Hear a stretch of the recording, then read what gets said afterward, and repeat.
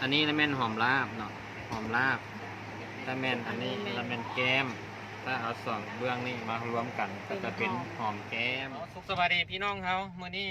มาพบกันเส้นเก่าเส้นเคยเนาะกับผู้บ่าวเส้น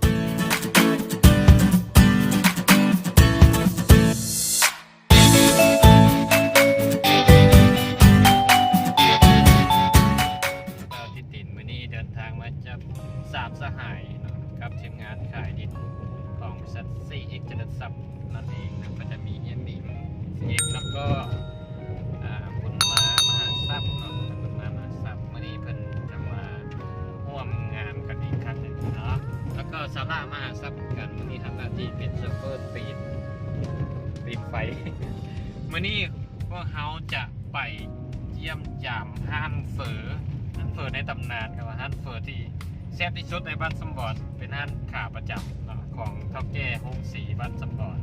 สำหรับการเดินทางของเราก็จะเป็นอัปเดตประมาณนี้แหละเนาะวันนี้เป็นวันที่10วันที่9 เป็นวันที่9ของเดือน12 2020ใกล้จะส่งท้ายปีกันแล้วพี่น้องเอ้ยอากาศมันก็จะหนาวเย็นแน่เป็นธรรมดาช่วงวันเสาร์สังเกตเบิ่งตั้งวันนี้เนาะบ้านที่ไปเกาหลีอยู่แล้วเดินทางกันเข้ามาฮอดแถววังสร้างแล้วเราจะเรียกแล้วงานแล้วเราก็จะไปกินข้าวโดยจะไปกินห้านเฝอแซ่บในตำนานของบ้านสัมพรซึ่งจะเป็นอะไรนะไปกินน้ำกันเนาะพี่น้อง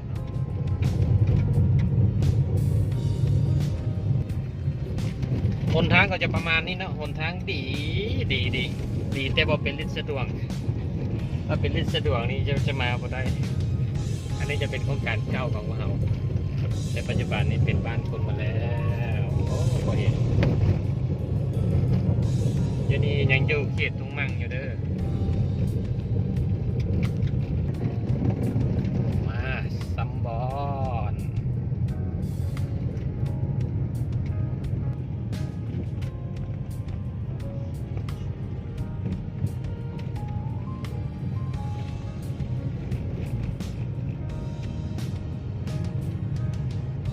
เอาเขตซัมบอนแล้วเด้อ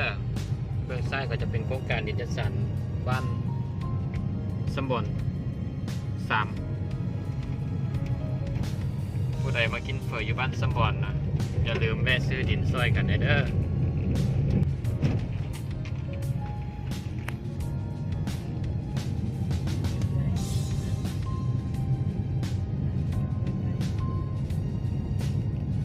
อันนี้เป็นอาณาจักรของบ้านซัมบอน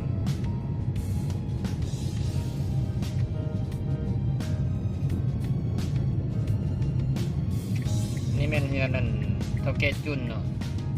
เท่าแก่น้ำบาดาลผู้ใดอยากน้ำแตกผู้ใดอยากเจาะน้ำเจาะได้ติดต่อคนใดพอแล้วหั่นเฝอในตำนานของบ้านซัมบอนของสีเข่าบอกนี่ก็นี่หั่นขาประจำ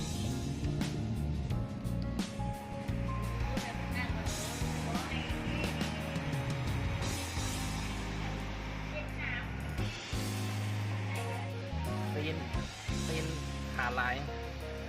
แต่ว่าคนซอยนี่ขาขาว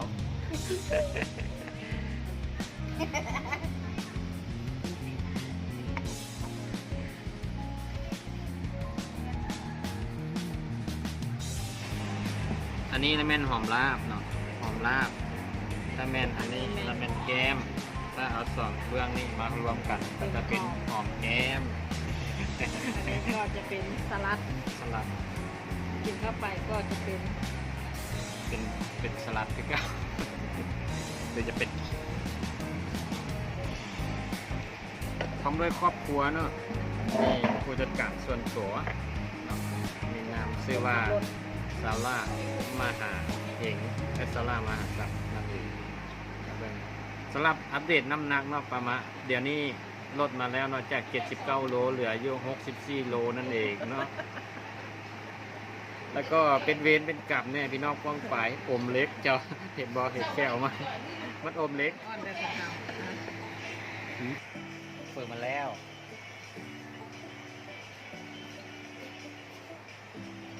โอเคมาถ้วยที่2 พี่เขาจะบด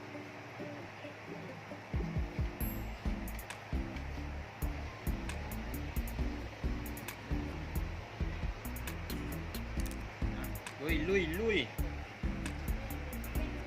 โอ้ใครเป็นเม็ดกะเล่จ้ะเม็ดกะเล่ละ600 บาทมันมี3โซนมาอยู่ข้างหน้า900 บาทแล้วก็ข้าง800 บาทอะไร100 บาทจ้ะอันคิดไปจะควรคือจะได้เป็นเรื่องอันนำปานเข้ามาจ้ะ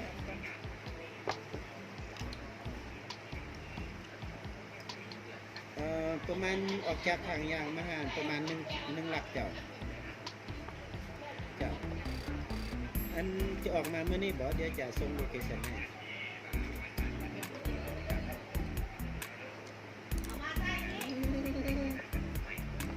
แล้วใส่หมักเพชรอีกมื้อนี้ โอเคเรื่องฟืนเรื่องไฟสะดวกจ้ะ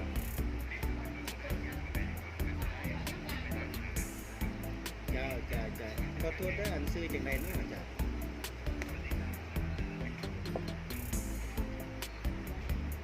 เศร้าเมื่อยบ่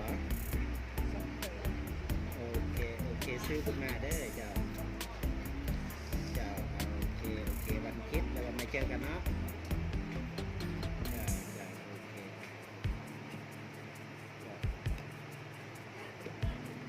เศร้าเมื่อยเศร้าเมื่อย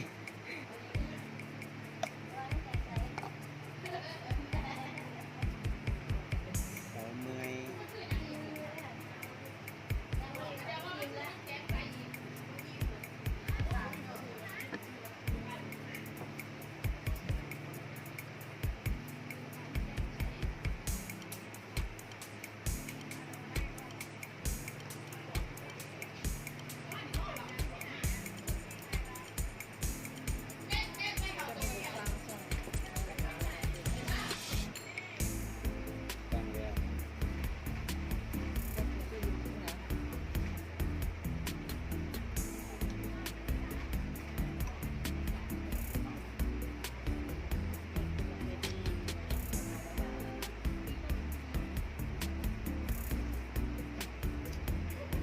จ้ะ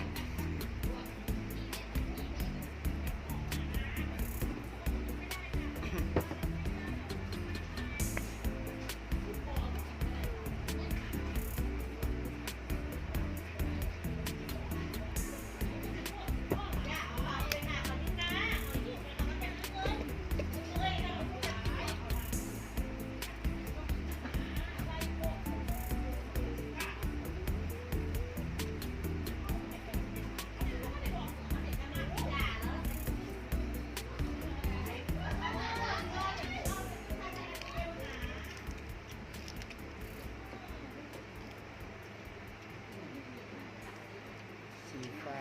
เม็ด900ด้วยจ้ะแล้วก็สีส้มเม็ด800แล้วก็สีเขียวข้างล่างเม็ดกะหรี่ละ600จ้ะ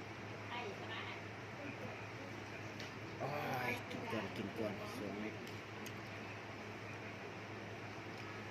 เอาซอลี่เด็ดก่อนกินเลย เ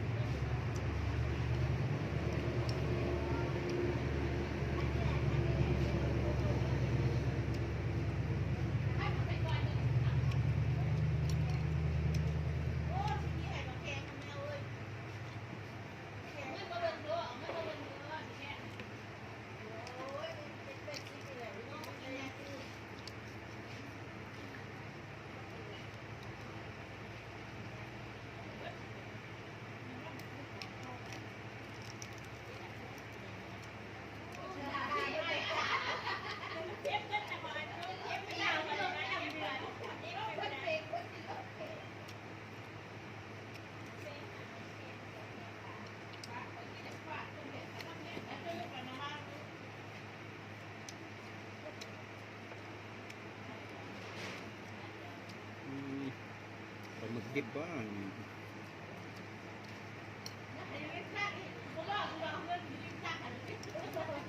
หมดละกินคอนเดอร์พี่น้องได้บัดนี้ ผู้ใดที่มาตำบอลอย่าลืมห้านเฝอในตำนานหรือว่าห้านเฝอเมตุเทพห้างห้องสิเข้าเด้อเอาราคาเป็นกันเอง